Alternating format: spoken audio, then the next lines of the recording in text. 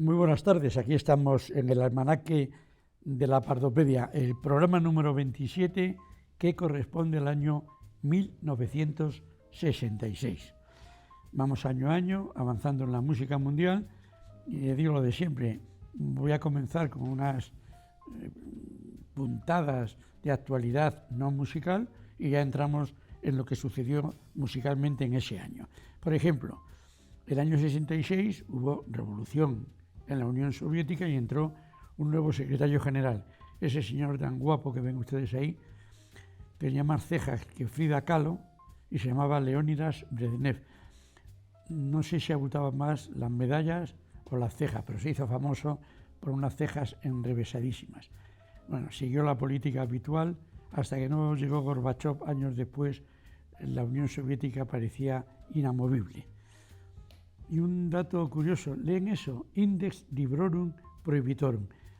Por poco que ustedes hablen latín, saben que eso significa índice de libros prohibidos. Eso era una cosa que inventó la religión católica, no los cristianos, sino los romanos, para defender de la herejía y sobre todo de la reforma protestante a sus fans.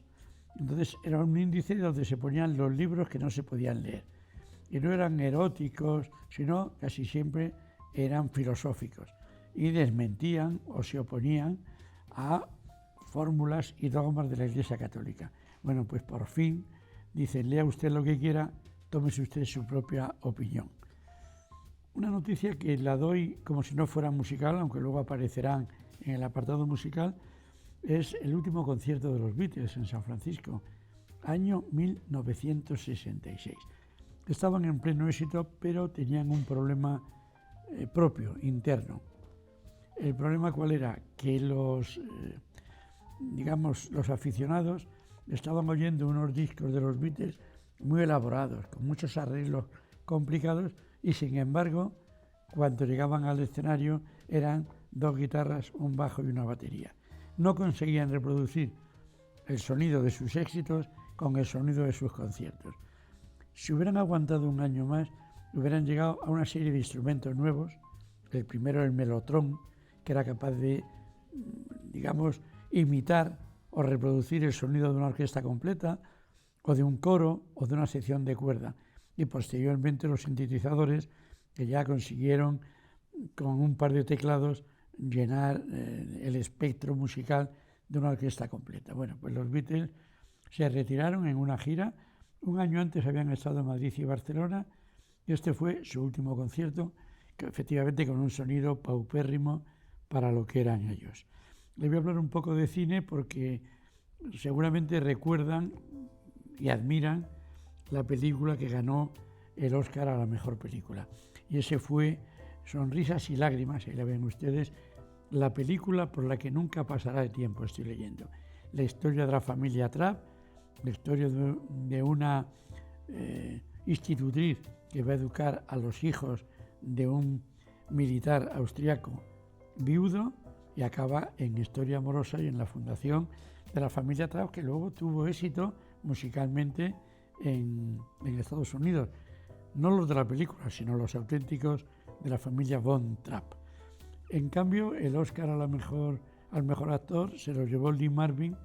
Es curioso porque esta película es muy poco, esta y la que ganó también el Oscar a la mejor actriz femenina, ahora hablaremos de ella, son películas prácticamente olvidadas, no así sus actores que realmente siguen dentro de la admiración general.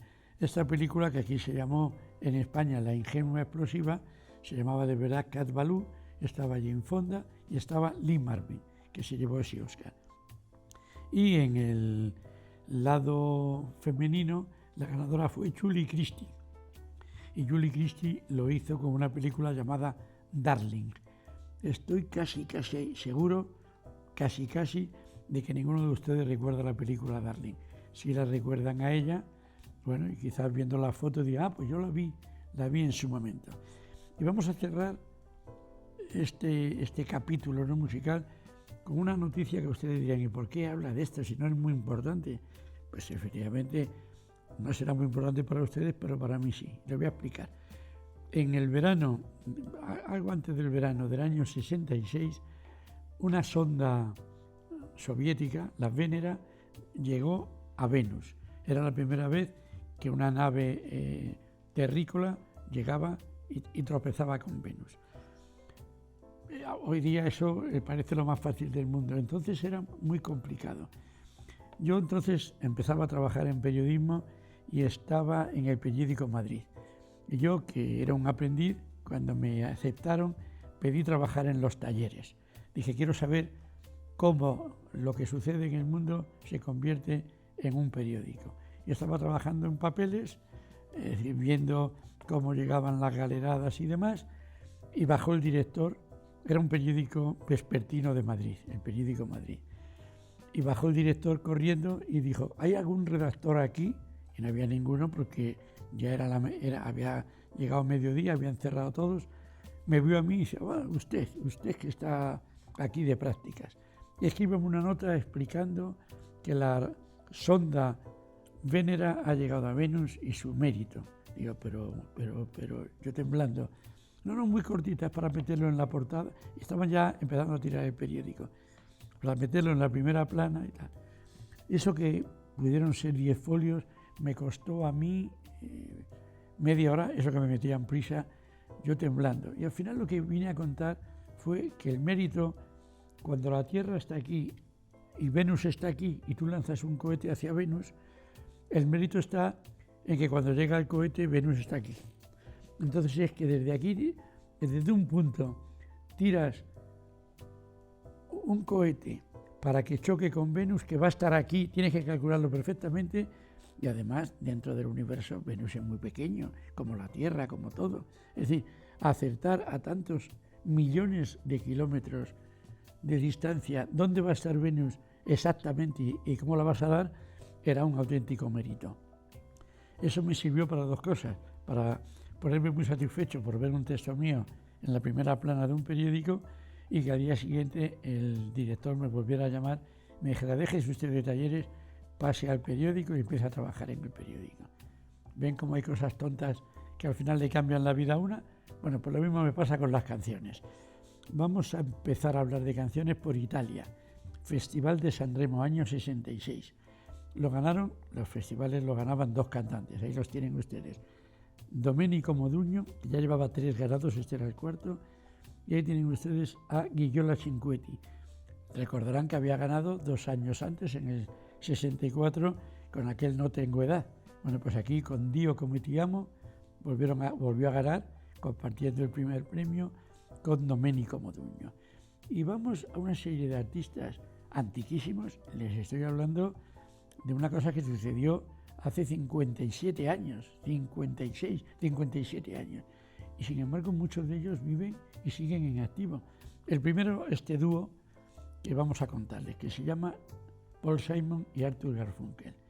Ven ustedes que cuando hablamos de Paul Simon, le llamamos Simon, y cuando hablamos de Simón y Garfunkel, le llamamos Simón. Pero bueno, eso es normal en España. Hicieron una canción maravillosa que se llamó Los sonidos del silencio. La lanzaron en su primer álbum y no pasó absolutamente nada. Había montones de grupos haciendo esa mezcla de cantautor y folclorista y no llamó la atención. Pero en esa época, el año anterior, un grupo de California que se llamaba, lo recordarán ustedes porque lo hablamos en el año 65, se llamaban Los Byrds, habían tomado una canción de Bob Dylan, una canción folk, El hombre de la pandereta, le habían convertido en folk rock y llegaron al número 1.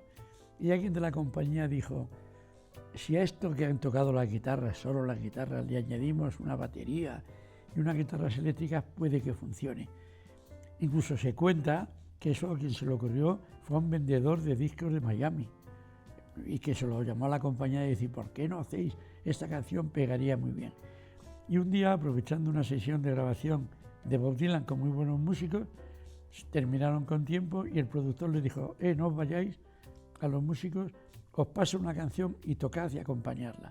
Se la pasó, la oyeron, la acompañaron y Los sonidos del silencio, ya con ese sonido de batería y de guitarras eléctricas, se convirtió en número 1 y fue el primer éxito de una serie de varios años de Simon y Garfunkel. Les prometí que iba a hablar de los Beatles como artistas, además de los Beatles despidiéndose de los conciertos. Pues aquí tengo 3 canciones que fueron número 1 de los Beatles en ese año 66. Aquí está el We Can Work It Out, podemos hacerlo, Day Tripper, y la otra fue Yellow Submarine. Yellow Submarine tenía una pega muy grande, que era la voz del cantante.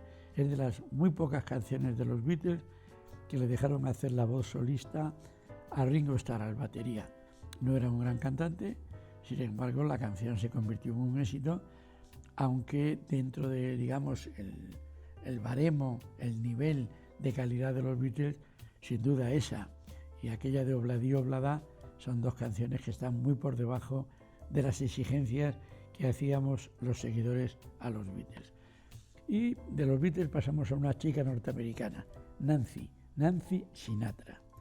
El apellido seguro que les suena. Bueno, antes vamos a hablar, es cierto, la gran competencia en esos años, es muy curioso, no se produjo como ahora se piensa, ¿quiénes son mejor, los Beatles o los Rolling? No sé, eran los Beatles o los Beach Boys. Los Beach Boys habían empezado haciendo canciones de rock and roll con unas armonías muy sencillas y empezaron a hacer canciones mucho más complejas, y eso, digamos, estimuló a los Beatles a mejorar, y a la vez lo que hacían los Beatles hizo que también se estimulara el trabajo de los Beach Boys. Los Beach Boys lanzaron un álbum llamado Pet Sound, Sonidos Mascota. Los Beatles lanzaron, estoy hablando de esto, no de este año exacto, sino de esta época, lanzaron el Sgt. Pepper Lonely Hearts Club Band. Ambos discutieron cuál era mejor. Lógicamente vendió mucho más el disco de los Beatles, tenían mucho más renombre, y el éxito grandísimo ese año de los...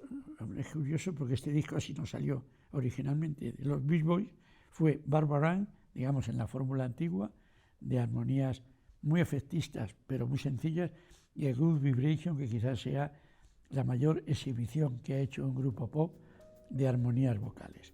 Y ahora llegamos a la chica, que me había adelantado. Yo tengo aquí una lista con el orden de las fotos que salen, y parece que la de los Beach Boys era muy pequeña. Nos encontramos con Nancy Sinatra, su apellido lo dice casi todo, hija de Frank Sinatra. Quería ser cantante. Dicen que la compañía de discos de ella, que también era la de su padre, los directivos le dijeron que por qué no cantaban juntos, y Frank dijo que no. Lo mismo hizo con su otro hijo, Frank Sinatra Jr., no grabó con él, porque quería que funcionaran solos. Y Nancy Sinatra encontró un autor, Lee Hedlund, estoy mirando la portada, que le hizo una canción que se llamaba Estas botas son para caminar. No es una canción de excursionistas, es una canción donde venía a contar, venía a rechazar a un chico diciendo que se iba, que ya estaba harta y que las botas que llevaban eran para irse, para caminar. La canción fue tal éxito que su padre la llamó y dijo: oye, número 1, triunfadora, ¿me dejas cantar una canción contigo? Y poco después grabaron un disco juntos, del cual ya hablaremos en su momento. Les recuerdo también, aunque hoy no lo he dicho en el comienzo, que estábamos en plena guerra de Vietnam. Y la guerra de Vietnam tuvo muchísimos detractores en Estados Unidos. Bien, pues igual que tenía detractores, tenía gente a favor. Sobre todo allí se hicieron muy populares lo que aquí son los geos, los boinas verdes. Y un sargento de boina verde, cuando vean ustedes que yo desvío la mirada de ustedes, yo estoy siempre mirándolos a ustedes, es porque me ponen aquí a mi derecha la portada. Porque si me lo pusieran de frente no vería la portada, pues estaría detrás de ustedes. Este sargento Barry Sadler, que era de las fuerzas especiales, era un boina verde, hizo un par de canciones defendiendo lo que eran las fuerzas americanas. Si ven ustedes, la portada pone debajo de Staff Sergeant USA Army Special Forces, defendiendo la labor que estaban haciendo, defendiendo al mundo del comunismo. Bueno, pues esa canción, la balada de los boinas verdes, fue número 1, compitiendo con los números 1 de canciones, como vimos el año anterior, que era La víspera de destrucción, que eran totalmente antimilitaristas. No tuvo más éxito, lógicamente la historia no daba para más. Pero a la vez en el 66 comenzaba en San Francisco un movimiento que nos dio gente muy guapa, gente con muchas flores y sobre todo ese movimiento hippie, canciones realmente bellísimas. Y los primeros que triunfaron fueron Mamas y Papas. En España el disco salió así, con California Dreaming en un lado, Monday Monday en el otro. Originalmente en Estados Unidos salieron en discos distintos y los dos fueron números unos. Siempre he recordado la portada, esta es la portada original del Monday Monday de los papás y las mamás. Y por cierto, se llamaban de Mamas and de Papas y con el tiempo lo dejaron en Mamas and Papas porque nadie sabía dónde estaba la comilla, dónde estaba el and y compañía. El primer disco grande que grabaron, la foto de la portada eran ellos cuatro dentro de una bañera sin agua, embutidos en la bañera, y se llamaba Si tus ojos y tus oídos pueden creerlo. ¿A qué se refería? Los oídos a las bellísimas armonías y las bellísimas canciones que hacía su líder.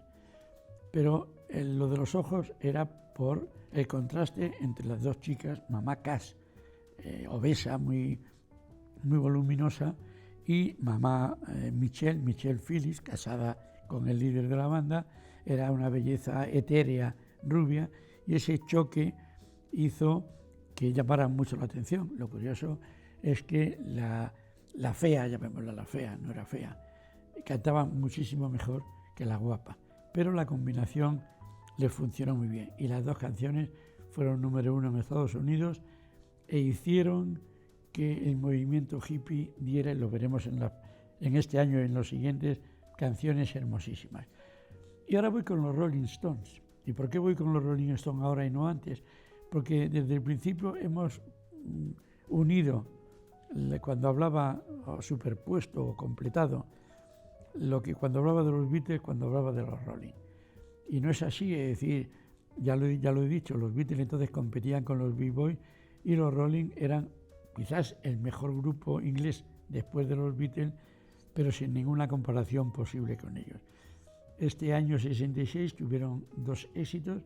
Uno, que está ahora ahí puesto, es el Painted Black, Píntalo de negro, que en España se hizo versión. Tenía un aire moruno, estaban investigando, estaban queriendo imitar a los Beatles en buscar influencias universales. Y el otro, que también se hizo versión en español, se llamaba el 19º Ataque de Nervios. Las dos canciones fueron un cierto éxito, y repito lo de cierto, pero no, incomparablemente inferior al que tuvieron entonces los Beatles. Vamos a hablarles ahora, o voy a hablarles, digo vamos como si aquí hubiera un equipo de fútbol. Vamos a hablarles, el equipo de fútbol y yo, de una cantante que sigue en activo como cantante y como actriz casi 60 años después. Se llamaba Cher. Cher había comenzado el año anterior y lo pusimos, hablamos de ellos, con su marido Sonny Bono, con una canción que fue número uno sin duda, pero enseguida la compañía se dio cuenta de que Sonny Bono no daba el nivel que tenía Cher y la independizaron. Lo que pasa es que Sonny siguió escribiendo las canciones y este año tuvo un número uno con este Bam Bam, Mi chico me disparó. Es decir, como se pueden imaginar, no era una apología del feminicidio, pero fue un éxito tan grande que todavía no solamente se oye en su voz, sino que hay mucha gente haciendo versiones de esta canción. Y ahora, si me lo permiten, voy a pasar al otro gran fenómeno que llenó esta segunda mitad de los 60, que fue la música soul. Ya hemos tenido algunas muestras del soul de Memphis, de las Supremes, de Stevie Wonder, de los Furtos, pero de pronto en el sur, en el sitio natural de la música negra, en Memphis surge un nuevo movimiento, el soul de Memphis, y ahí hay de todo. Es decir, por suerte tuvieron cantantes muy rítmicos, cantantes muy románticos y unos cantantes intermedios.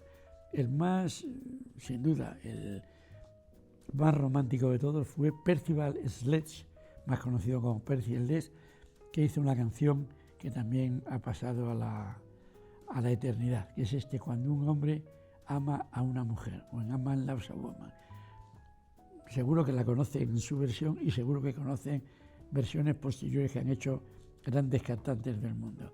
Canción lenta, canción dolorosa, que dice qué pasa cuando un hombre ama a una mujer y la mujer le deja. Dicen que él, que de verdad trabajaba, no había tenido ningún éxito, como enfermero en un hospital, lo grabó una noche en que su novia le había abandonado. Y entonces, dentro de este mismo estilo, vamos con una muestra de soul o de rhythm and blues mucho más potente, mucho más rítmica. Era de James Brown, se llamaba Este es un mundo de hombres, hombres, hombres. It's a man's world. Y es una canción, curiosamente, es muy curiosa. No es ni feminista, puede enfadar a los feministas y a los machistas, porque es una canción donde dice que este es un mundo de hombres y que un hombre inventó el teléfono, un hombre inventó la televisión, un hombre inventó los coches, pero acababa cada estrofa diciendo, pero siempre lo hizo por una mujer. Es una canción que se bailó muchísimo en las discotecas en el año 66 y que me da paso para cambiar de estilo a dos intérpretes importantes en ese momento. Hemos hablado de una chica joven llamada Nancy Sinatra y de su padre. Su padre en este año y en el siguiente tuvo 2 números 1. Uno de ellos fue Strangers in the Night, Extraños en la noche. El autor era un director de orquesta alemán, Bert Kaempfer. Le hizo una canción a su medida, lo que pasa que curiosamente al año siguiente, con una canción francesa de Claude François, llamada Comme d'habitude, como de costumbre, y convertida en la versión en inglesa con My Way, volvió a ser número 1, sus 2 últimos números 1, después de una carrera de cerca de 40 años. Bueno, pues esta, Strangers in the Night, fue su éxito, su número 1 del año 66. Y para ver, ya que estamos diciendo que era un cantante, un compositor alemán, la influencia de los compositores europeos, un compositor italiano llamado Pino Donaggio había presentado a Sanremo una canción llamada Yo que non vivo senza di te, yo que no vivo sin ti. Bueno, esta canción, que le había dado mucho éxito y cierto dineral en Italia, de pronto fue grabada primero por una cantante británica llamada Dusty Springfield con un título que es Yo no necesito decir que te quiero. You don't have say you love me, no necesito decir que me amas.